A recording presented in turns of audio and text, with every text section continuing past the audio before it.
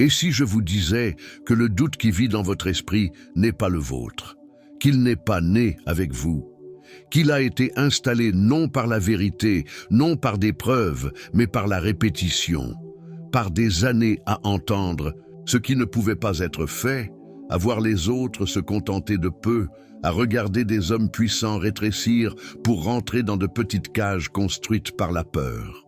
Et si je vous disais que chaque hésitation que vous avez portée, chaque petite voix qui vous disait d'attendre, de retenir, de questionner votre propre force, n'a jamais été la vôtre pour commencer. Elle était empruntée, programmée, répétée, mais pas née. Parce que vous, mon ami, vous n'avez pas été fait pour vous questionner. Vous avez été fait pour construire. Vous avez été fait pour monter. Vous avez été fait pour gagner. Pas éventuellement, pas un jour, pas quand tout s'aligne parfaitement, mais maintenant. Et si vous restez avec moi, pas à moitié, pas en écoutant d'une oreille, mais pleinement, si vous respirez ces mots, les dites à voix haute et y revenez quotidiennement, alors quelque chose commencera à changer. Pas en théorie, pas en imagination, dans l'identité. Parce que ce que je vais vous donner n'est pas un discours motivant. C'est une reprogrammation, une recalibration complète du système qui a discrètement permis au doute de diriger vos pas pendant trop longtemps. Et quand ce sera fini, quand le dernier mot aura été prononcé, vous ne reconnaîtrez plus la version de vous-même qui acceptait la petitesse comme un destin.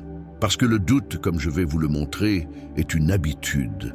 Et les habitudes peuvent être brisées, mais la croyance est une décision.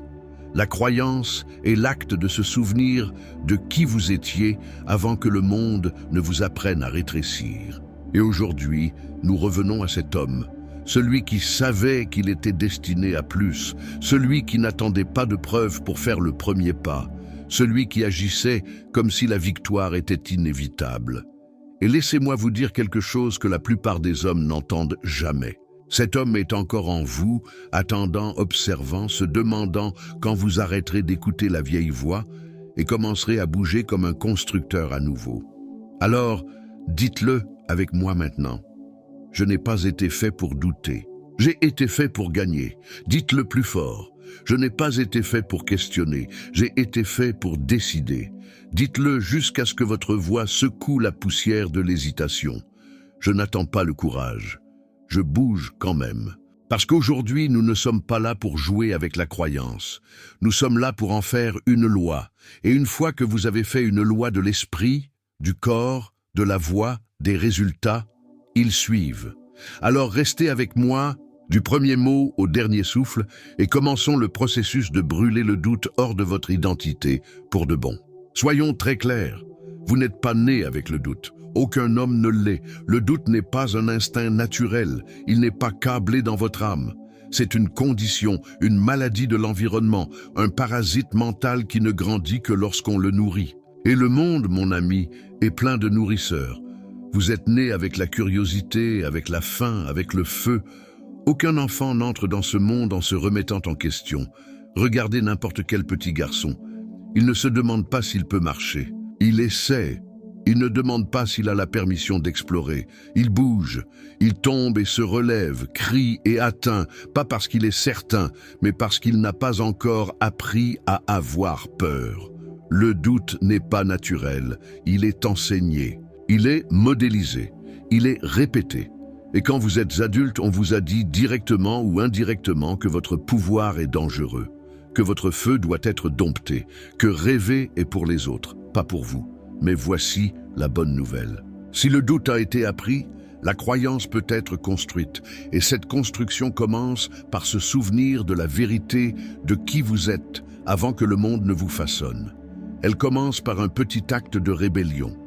Rejetez l'idée que vous devez être hésitant juste parce que ceux autour de vous l'étaient. Laissez-moi vous montrer comment cela a fonctionné dans la vie des hommes que j'ai étudiés. Henry Ford, par exemple, n'est pas un homme né dans l'avantage. Il n'avait pas d'éducation prestigieuse, pas de lignée riche, et pourtant il a refusé d'apprendre le doute. Quand le monde lui a dit que sa vision d'une automobile abordable était de la folie, il a répondu par l'action.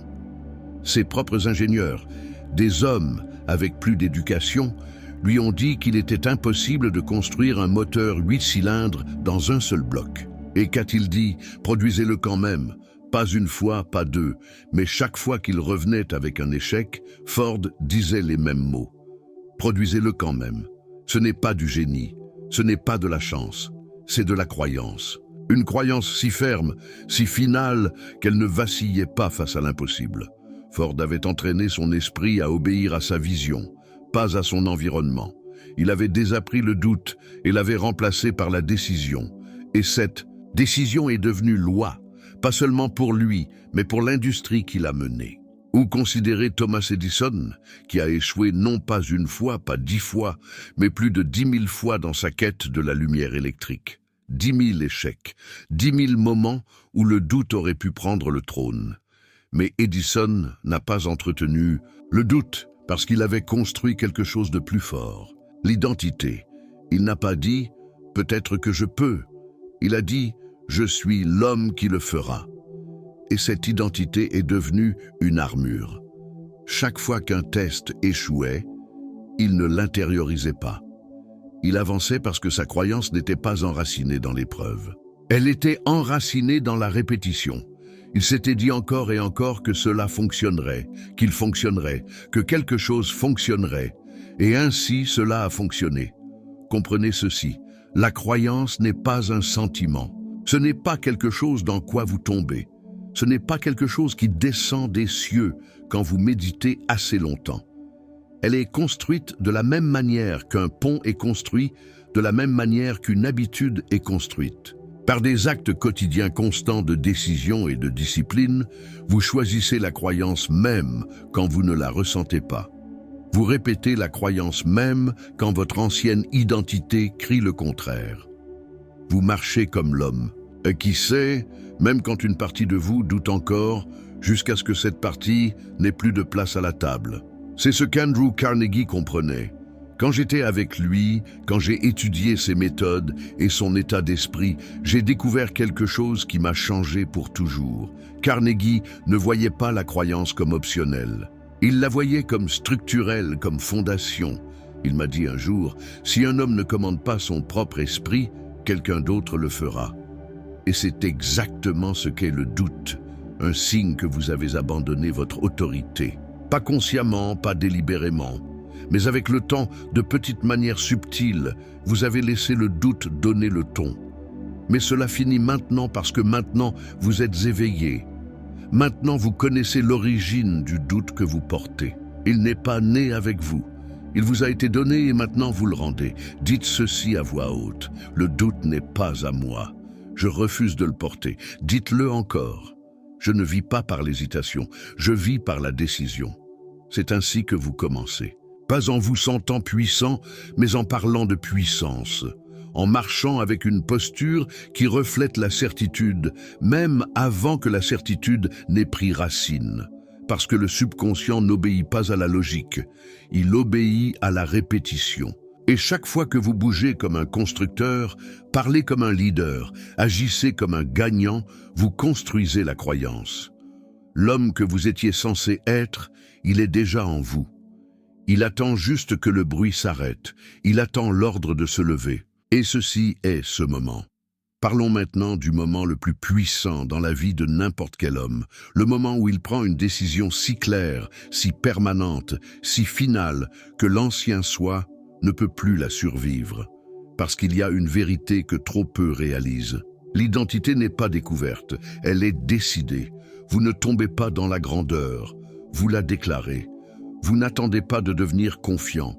Vous décidez qu'à partir de ce moment, la confiance sera votre posture. Vous n'espérez pas un jour devenir sans peur. Vous décidez d'agir même quand vous avez peur. Et cet acte même réécrit le code de qui vous êtes. Vous voyez, chaque homme vit dans une identité. Le problème est que la plupart des hommes vivent dans une identité qu'ils n'ont jamais choisie. Une identité construite à partir d'accidents, de répétitions, de peurs, des petites opinions de petits esprits. Et parce qu'ils n'ont jamais consciemment déclaré qui ils étaient, ils sont devenus un collage de contradictions, puissants en potentiel, paralysés en pratique. Mais les grands que j'ai étudiés, les hommes qui ont gravé leur nom dans l'histoire de la réussite, ils ont tous fait une chose d'abord. Ils ont décidé qui ils étaient. Pas basé sur les circonstances, pas basé sur les sentiments, mais basé sur la vision. Laissez-moi vous ramener à Henry Ford. Avant d'être un titan de l'industrie, avant de révolutionner le transport, Ford a pris une simple décision. Il construirait une voiture pour l'homme ordinaire. C'était tout. Une phrase, un engagement, une ligne dans le sable. Mais une fois cette décision prise, tout a changé. Il n'agissait plus comme un mécanicien.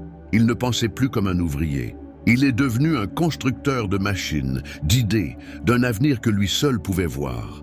Et quand le monde doutait de lui, quand les banquiers et les ingénieurs et les journalistes se moquaient de son objectif, Ford ne pliait pas. Pourquoi ? Parce que son identité était décidée, il avait déjà choisi qui il était. Et une fois qu'un homme fait ce choix, le monde perd son pouvoir de le définir.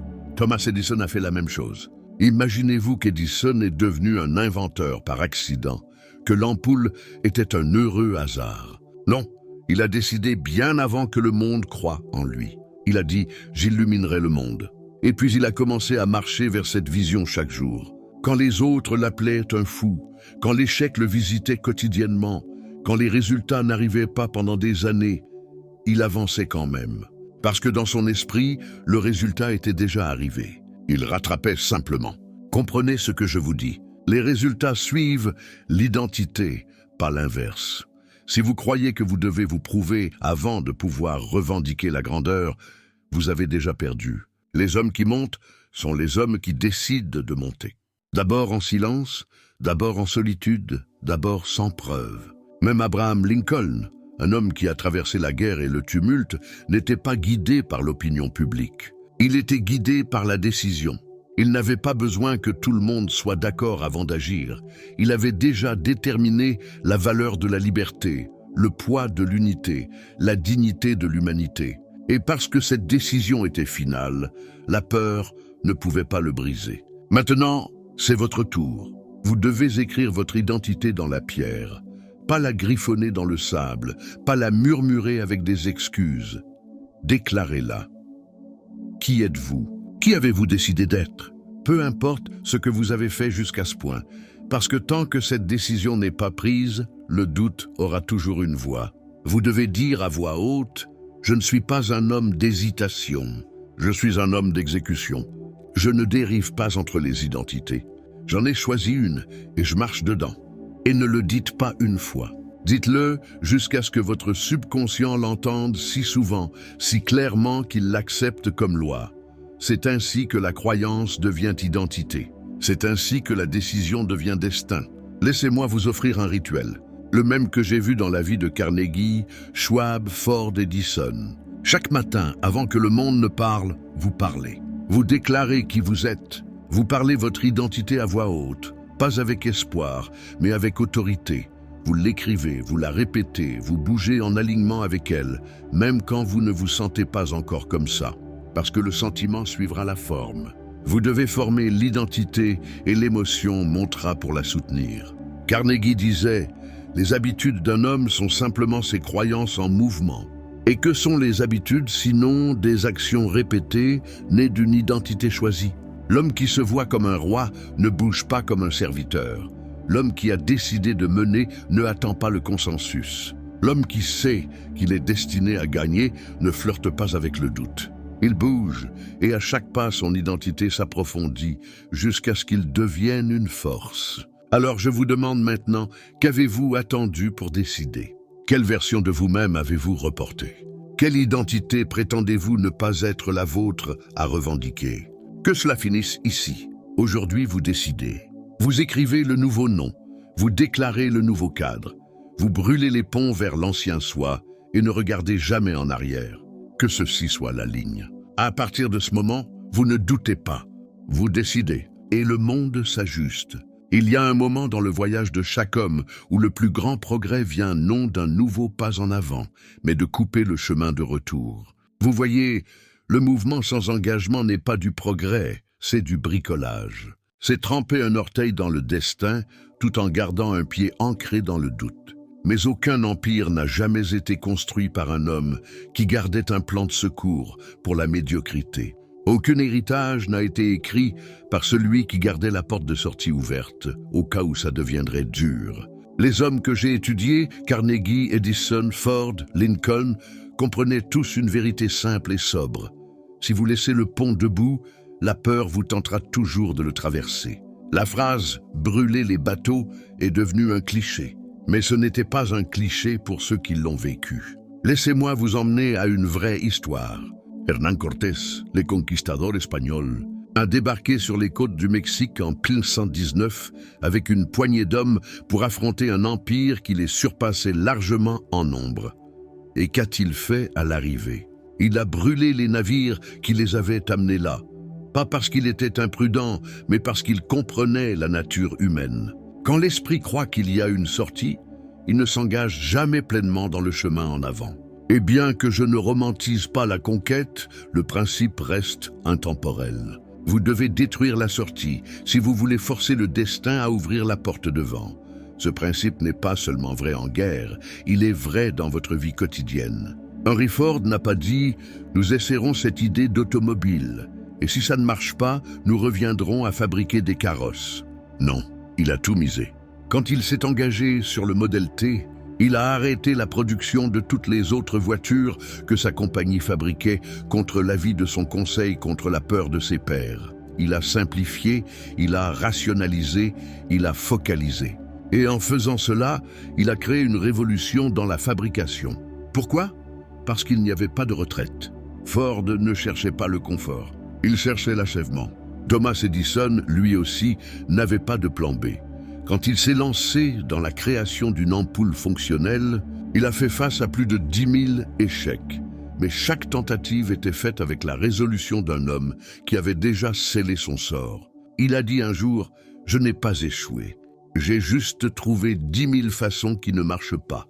Ce n'est pas la voix d'un homme qui laissait la porte ouverte pour abandonner. C'est la voix d'un homme qui l'a verrouillée, a jeté la clé et a mis le feu à la pièce derrière lui. » Andrew Carnegie, en tant que jeune immigrant avec rien d'autre qu'un emploi dans un bureau de télégraphe et un esprit plein d'ambition, a décidé tôt que la pauvreté n'aurait pas le dernier mot.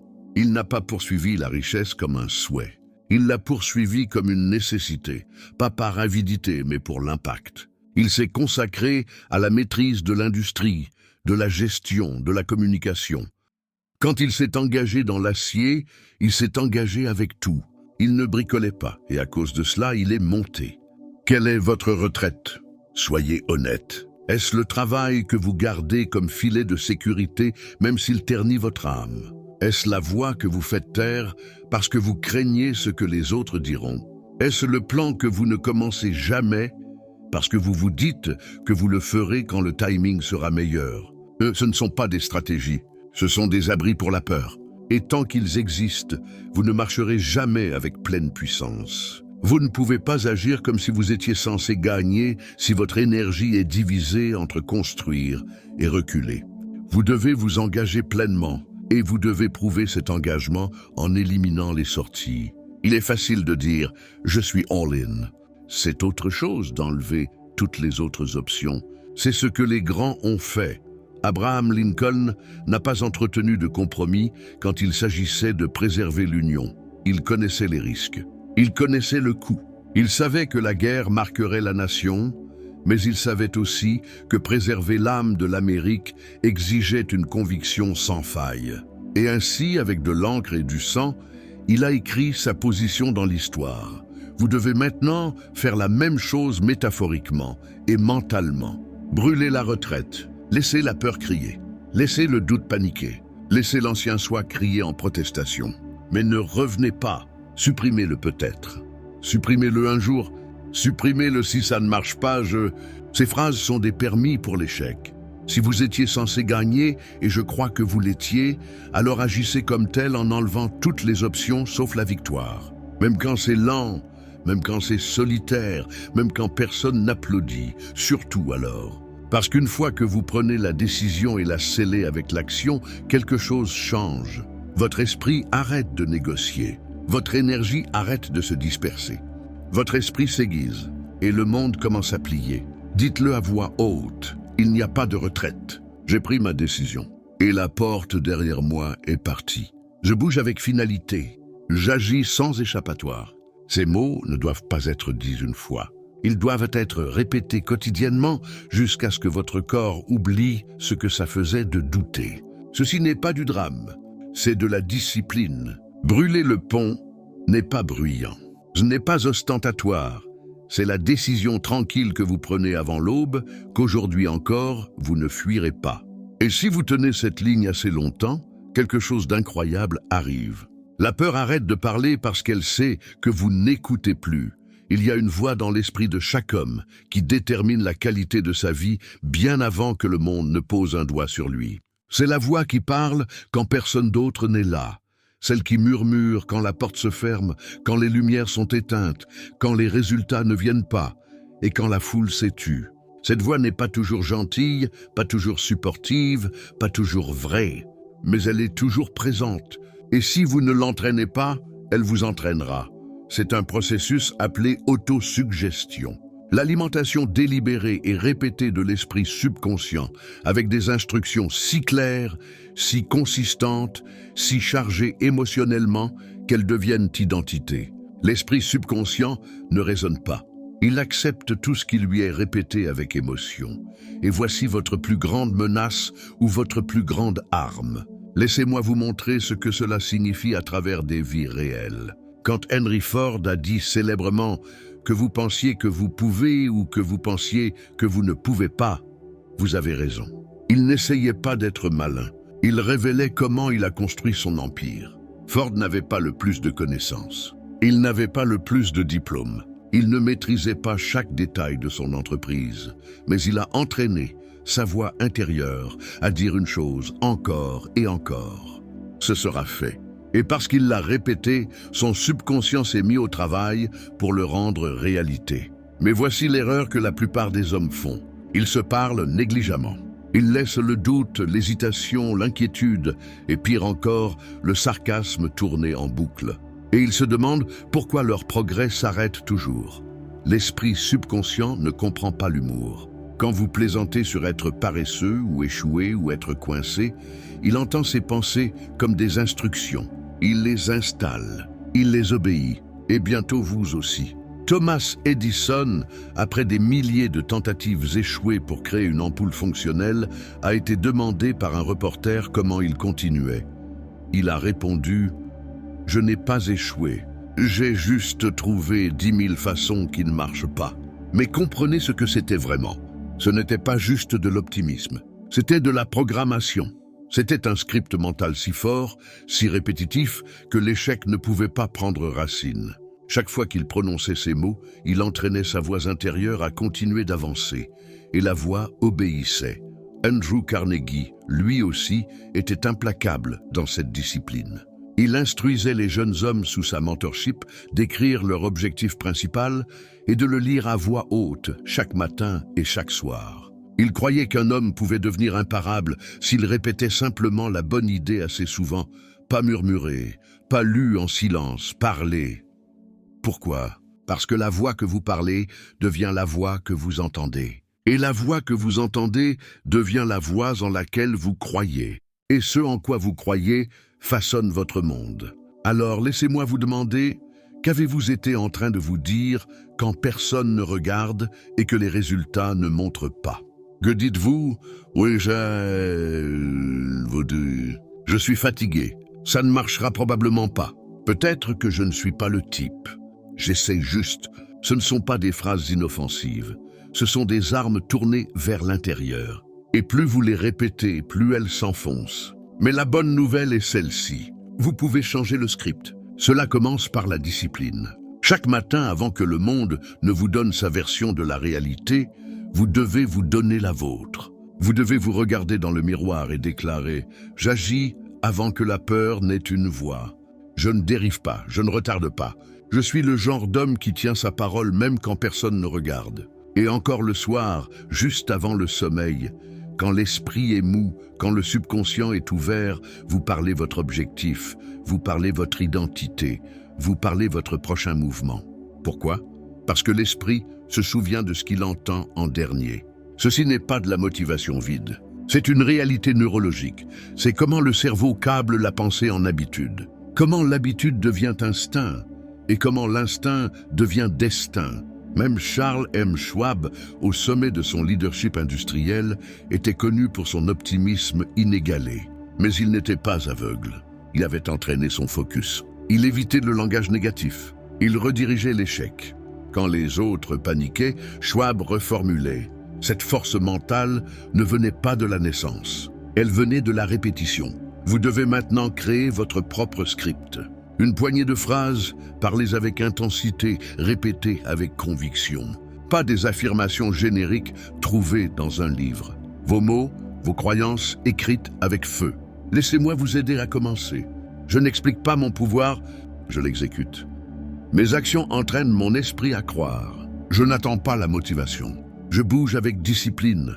Écrivez-les, parlez-les, répétez-les quotidiennement. Et voici ce qui arrivera. La voix intérieure qui vacillait autrefois durcira. Elle s'aiguisera. Elle commencera à parler avec clarté, même quand les choses semblent incertaines. Et quand cela arrive, tout change. Vous ne vous parlerez plus pour éviter l'action. Vous vous parlerez pour entrer en mouvement. Vous n'entretiendrez plus d'excuses. Vous les interromprez avec une nouvelle instruction. Vous ne douterez plus de votre identité. Vous la renforcerez à chaque souffle. C'est ici exactement comment vous tuez le doute. Vous n'attendez pas qu'il parte, vous le noyez dans la vérité. Vous remplacez l'ancienne voix, vous en installez une nouvelle. Et une fois que le subconscient accepte cette nouvelle voix comme dominante, le doute frappera et votre esprit ne l'entendra même pas parce que la voix intérieure est trop focalisée, trop décisive, trop entraînée pour regarder en arrière. Alors je vous défie, faites de ce discours votre rituel, et pas juste une fois, mais encore et encore et encore, parce que la répétition est comment nous devenons. Il arrive un moment dans la vie de chaque homme où il doit choisir. Suivrai-je ce que je ressens ou suivrai-je ce que j'ai décidé? La plupart des hommes, sans le savoir, vivent sous la règle de l'émotion. Ils agissent quand ça fait du bien, ils s'arrêtent quand ça fait dur. Ils parlent quand ils sont confiants, ils se cachent quand ils sont incertains. Et ils se demandent pourquoi leur vie ne devient jamais ce qu'elle était censée être. Mais les constructeurs, les producteurs, les titans de l'histoire, ils vivaient selon une boussole différente. Ils n'étaient pas gouvernés par les humeurs, par l'opinion ou par la peur déguisée en logique. Ils bougeaient par la foi, ils n'attendaient pas de se sentir courageux. Ils agissaient avant que le courage n'arrive. Ils faisaient confiance à ce qu'ils avaient décidé plus qu'à ce qu'ils ressentaient. Laissez-moi expliquer cela clairement. La foi n'est pas une énergie mystique flottant dans l'éther. La foi est une attitude mentale, un muscle, une discipline. Elle est construite comme un mur brique par la répétition, la décision et le refus de vaciller. Et le plus important, la foi est un choix. Vous n'avez pas besoin d'une raison pour croire. Vous choisissez de croire et la raison suivra. Henry Ford incarnait cela. On lui a répété à maintes reprises, par des ingénieurs, des financiers et des experts, supposé que ses idées étaient impossibles, que le public ne voudrait pas de voiture, qu'un moteur 8 cylindres dans un bloc ne pouvait pas être fait, et pourtant, il répondait chaque fois avec un simple ordre, construisez-le quand même. Pourquoi? Parce que sa croyance n'était pas basée sur le monde extérieur. Elle était née en lui. Il avait installé la foi par la répétition, par le mouvement en avant, par le refus d'entretenir la contradiction. Ford ne se sentait pas toujours fort, mais il se menait toujours comme s'il l'était. C'est la clé. Vous n'avez pas besoin de ressentir la foi. Vous devez bouger comme si elle était déjà là. Thomas Edison a échoué des milliers de fois dans son voyage pour créer la lumière électrique. Mais il n'a jamais été brisé. Pourquoi? Parce qu'il avait déjà décidé que le succès était inévitable. Et une fois cette décision installée, il n'avait plus besoin de validation extérieure. Chaque échec n'était pas un signe pour arrêter, c'était une preuve que le progrès était en cours. C'est à quoi ressemble la foi. Pas l'émotion, mais l'identité soutenue par l'action. Maintenant, parlons franchement. La plupart des hommes confondent l'émotion avec la guidance. Ils pensent que si quelque chose semble lourd, c'est un signe qu'ils devraient arrêter. Si ça semble incertain, ils supposent que c'est le mauvais chemin. Mais écoutez-moi maintenant.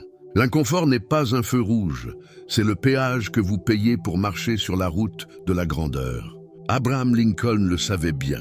Il a été élu président pendant une période où la nation se fracturait. Ses choix détermineraient non seulement le sort des États-Unis, mais le sort de l'esclavage. Son cabinet était divisé, la nation était en guerre, et les voix autour de lui grandissaient de plus en plus fort avec le doute. Mais Lincoln ne vacillait pas.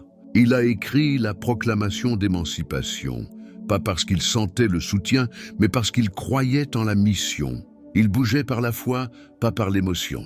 Et c'est ce qui l'a rendu grand. L'émotion peut sembler réelle, mais elle ment souvent. Elle parle dans le langage du passé. Elle fait écho à vos anciennes habitudes, votre ancienne identité, vos anciens doutes. Mais la foi parle du futur. La foi parle de l'homme que vous avez décidé de devenir, pas de l'homme que vous étiez. C'est pourquoi j'insiste tant sur la répétition, parce que la répétition crée la foi. Plus vous parlez de croyance, plus vous agissez à partir d'elle, plus elle devient votre défaut. Et une fois qu'elle devient votre défaut, l'émotion perd sa prise. Alors, je vous demande maintenant, qui mène votre vie? Est-ce l'homme qui agit sur le feu, sur la vision, sur le but? Ou est-ce l'homme qui attend de se sentir bien pour faire un mouvement? Vous devez prendre la décision aujourd'hui. Je mène par la foi, pas par le sentiment. Cela signifie que vous vous présentez même quand vous êtes fatigué. Vous dites la vérité même quand votre voix tremble. Vous suivez même quand les résultats n'ont pas encore arrivé. Pourquoi? Parce que la foi n'est pas sur l'épreuve, elle est sur la conviction. Laissez-moi vous donner une façon pratique de vivre cela. Chaque matin, déclarez vos croyances à voix haute. Pas ce que vous ressentez, mais ce que vous choisissez de croire. J'agis avant de me sentir prêt. Je ne suis pas esclave de l'émotion. Je commande l'émotion. Je marche par la foi parce que l'homme que je deviens est déjà réel. Puis bougez immédiatement sans débat. Vous construisez la foi non en y pensant, mais en agissant comme si elle était déjà vôtre. Et oui, vous ressentirez de la résistance. Oui, les anciennes pensées monteront, mais ce sont des fantômes. Vous ne négociez pas avec des fantômes. Vous les remplacez par du feu. C'est le même processus que Charles M. Schwab a utilisé en construisant les fondations de US Steel. Il n'était pas toujours certain du résultat, mais il se portait avec certitude. Il savait que les gens ne suivent pas l'émotion, ils suivent la conviction. Et la seule façon de porter la conviction est de la pratiquer quotidiennement. Alors, entraînez-vous à bouger sans avoir besoin de vous sentir parfait. Dites ceci maintenant. Je ne fais pas confiance à la voix de l'émotion. Je fais confiance à la voix du but. Je n'attends pas de me sentir puissant. J'agis jusqu'à ce que je sois puissant. Je me mène, je ne suis pas le vent. Répétez ces phrases chaque matin. Laissez-les prendre racine. Laissez-les remplacer la voix qui vous menait autrefois à posing. Laissez-les devenir la bande-son de vos actions. Parce que l'homme qui mène par l'émotion sera toujours mené par la peur. Mais l'homme qui mène avec la foi, il devient inébranlable. Il devient imparable. Il devient inévitable. Continuons à la partie suivante. Parce que la foi doit toujours être assortie d'action, pas de mouvement aléatoire, mais d'exécution décisive. Il y a une loi qui gouverne tout progrès. Et c'est celle-ci. L'indécision est le terreau de la peur. Ce n'est pas l'échec qui paralyse un homme, ce n'est pas le rejet. C'est le simple refus de choisir. Et je vous le dis franchement, aucun homme qui hésite ne peut jamais se mener. Il sera mené par les circonstances, par les émotions, par les opinions des autres, par l'inertie de la version d'hier de lui-même. Mais l'homme qui décide, l'homme qui bouge, cet homme devient une force. J'ai enseigné que chaque homme réussi que j'ai étudié avait l'habitude de prendre des décisions rapidement et de les changer lentement, si jamais. Je l'ai trouvé chez chaque titan, chaque magnate, chaque constructeur d'empire. Il ne restait pas dans une délibération sans fin. Il n'avait pas besoin de tous les faits avant de commencer. Il décidait simplement et laissait le chemin se révéler en mouvement. Laissez-moi vous montrer à quoi cela ressemble à travers l'histoire de Henry Ford. Les ingénieurs de Ford lui ont dit un jour carrément qu'il était impossible de couler un moteur 8 cylindres dans un seul bloc solide.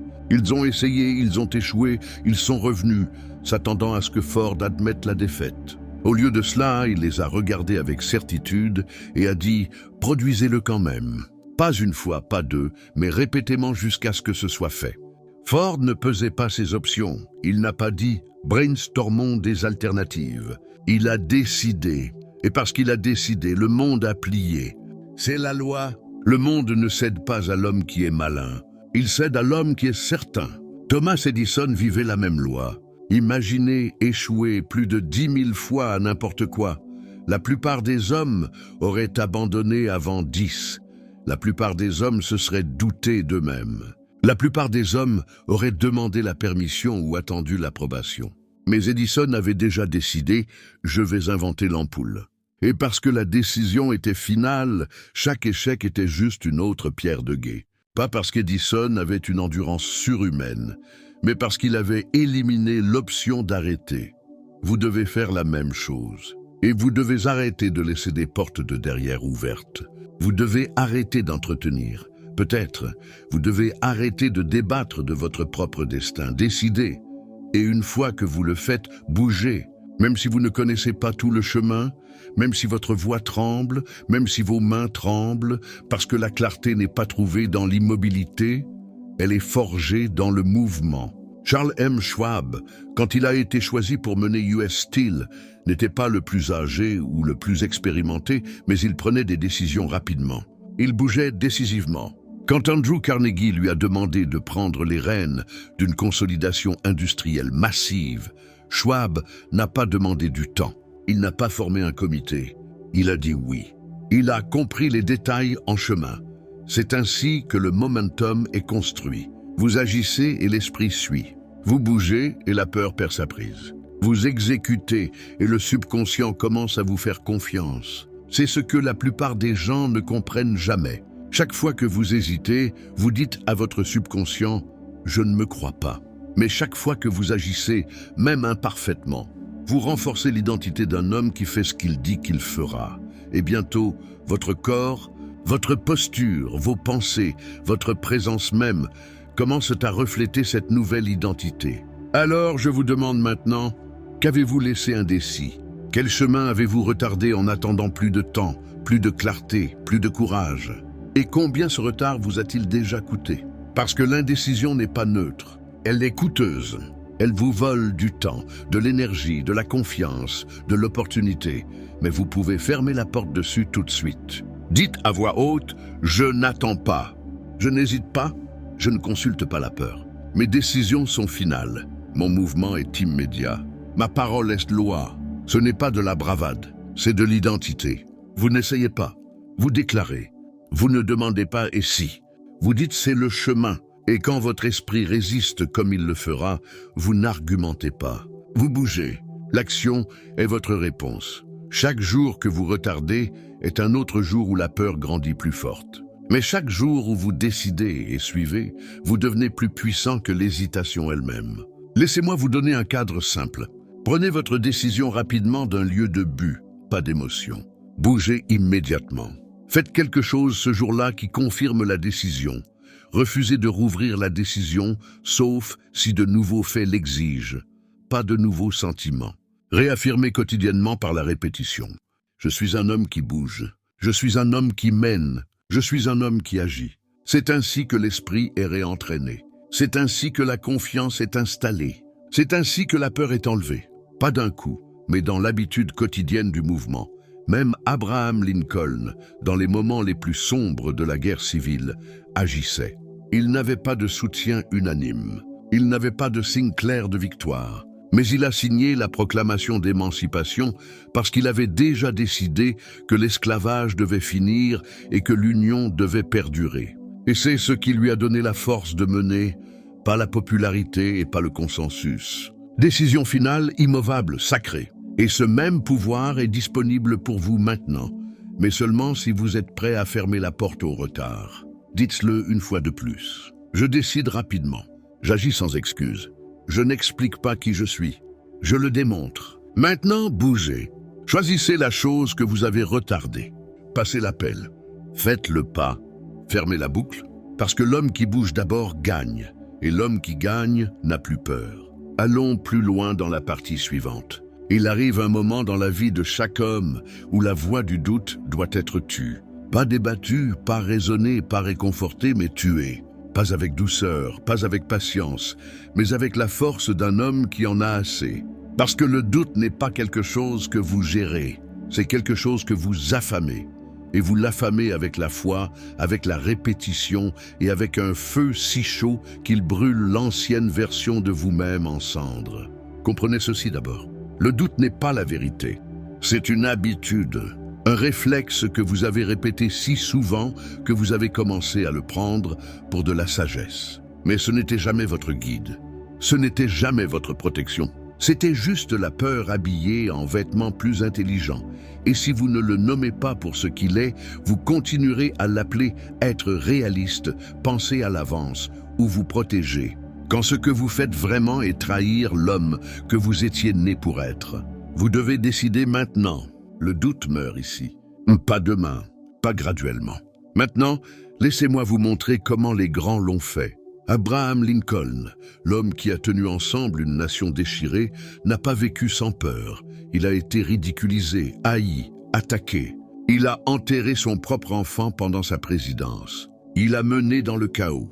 Et pourtant, il a choisi la croyance chaque jour. Il répétait son but en silence. Il écrivait des lettres qu'il n'envoyait jamais. Il marchait seul. Mais dans ces moments de solitude, il réaffirmait sa mission. Pas avec certitude dans le résultat, mais avec certitude dans l'identité. Qu'il était l'homme pour porter ce fardeau, qu'il devait l'être. Andrew Carnegie, né dans rien, se tenait dans un monde dirigé par des titans, par des géants. Il n'avait pas de pédigré, pas de connexion spéciale, mais il portait un avantage, la définitivité du but. Et avec elle, il a noyé le doute dans la répétition. Il écrivait et parlait son objectif principal quotidiennement, jusqu'à ce que la pensée de l'échec ne fasse simplement plus partie de son atmosphère mentale. Ce n'est pas de l'arrogance, c'est de la discipline mentale. C'est ainsi qu'un garçon d'un bureau de télégraphe est devenu l'homme le plus riche du monde. Henry Ford a fait face à des vagues interminables d'opposition de la presse, des ingénieurs, du gouvernement. Mais aucun de leurs doutes n'est jamais entré dans son système. Pourquoi ? Parce que sa répétition interne était plus forte que leur bruit externe. Il se disait ce qui était possible, encore et encore, jusqu'à ce que cette croyance durcisse en acier. Et cet acier a construit des empires. Vous n'êtes pas différent. La seule chose qui vous sépare de ces hommes est ce que vous permettez de se répéter dans votre propre esprit. Et je dis encore, le doute n'est pas réel. C'est une ombre, un enregistrement, une boucle qui joue en répétition dans un homme qui a oublié de changer la piste. Alors, vous devez maintenant l'écraser. Pas avec de la positivité, pas avec de l'espoir, mais avec l'identité. Parlez ceci à voix haute. Je ne discute pas avec le doute. Je le remplace. Je ne laisse pas la peur parler deux fois. Je la tais avec l'action. Je ne rétrécis pas. Je ne vacille pas. Je ne répète pas la faiblesse. Parce que plus vous répétez la croyance, plus votre système nerveux s'adapte à cela comme normal. Peu importe combien de temps vous avez douté. Peu importe à quel point la ornière est profonde. La répétition recable tout. Mais voici ce que vous devez comprendre. Le doute ne mourra pas doucement. C'est une addiction et il se battra pour sa vie. Il murmurera encore dans les heures calmes, dans les moments de fatigue, dans les pauses entre les progrès. Et quand il le fait, vous ne vous engagez pas. Vous revenez à votre script. Vous revenez à votre commande. Vous revenez à la vérité que vous installez maintenant. Je ne vis pas dans l'hésitation. Je bouge dans le feu. Ma croyance est plus forte que ma peur. Ma répétition est mon bouclier. Mon identité est mon arme. Laissez cette prochaine ligne brûler dans votre poitrine. Vous n'êtes plus autorisé à être l'homme qui doute. Il est parti, enterré. Nous ne négocions pas avec sa voix. Nous ne faisons pas de place pour ses excuses. Nous ne vérifions pas sur lui quand les temps deviennent durs. Il a eu son tour et il l'a gaspillé. Maintenant, c'est votre tour. Et l'homme que vous avez choisi de devenir, il marche différemment. Il n'a pas besoin de se sentir prêt. Il bouge, parce qu'il l'a dit, il n'a pas besoin de voir le plan complet. Il fait confiance à la loi du mouvement. Il ne craint pas l'échec parce que son identité est enracinée dans l'action, pas dans le résultat. Alors dites-le avec finalité maintenant. Je n'ai pas besoin de plus de temps. J'ai besoin de plus de feu. Je n'entretiens pas le doute. J'impose la croyance. Je ne retarde pas. Je domine. Laissez votre nouvelle identité être scellée par la répétition, par la décision quotidienne, par le refus de laisser l'ancienne voix respirer. Ceci est votre moment non seulement d'entendre ce discours, mais de le répéter, jusqu'à ce qu'il devienne votre défaut, jusqu'à ce que votre subconscient ne reconnaisse plus l'ancien vous, jusqu'à ce que le doute ne sache plus où vous trouver. Parce que l'homme qui gagne, il n'a pas besoin de 1000 réponses. Il a juste besoin de savoir qui il est et de marcher comme si c'était déjà fait.